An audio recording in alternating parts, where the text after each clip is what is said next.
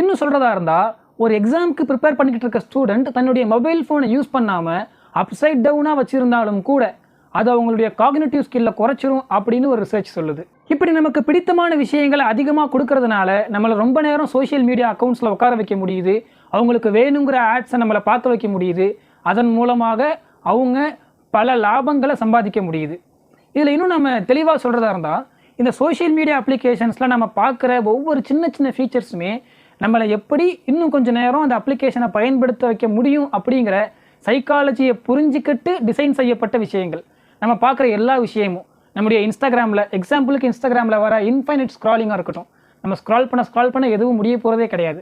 Scroll பண்ண எவ்வளோ வேணாலும் நம்ம ஸ்க்ரால் பண்ணிட்டே இருக்கலாம் அப்படிங்கிற இன்ஃபைனைட் ஸ்க்ராலிங்காக இருக்கட்டும், ஒரு சின்ன நோட்டிஃபிகேஷனாக இருக்கட்டும், நம்ம ஒரு சேட் பண்ணும்போது அந்த எண்ணில் இருக்கிறவங்க டைப் பண்ணும்போது நமக்கு வர டாட்டாக வர எலிப்ஸாக இருக்கட்டும், எல்லாமுமே நம்மளை இன்னும் ஒரு 1/4 மணி நேரம், இன்னும் ஒரு 10 நிமிஷம், இன்னும் ஒரு 15 செகண்ட் ஆகுது நம்மளை அந்த அப்ளிகேஷனோடையே கட்டி போடணுங்கிற சைக்காலஜியோடு தயாரிக்கப்பட்ட விஷயங்கள்.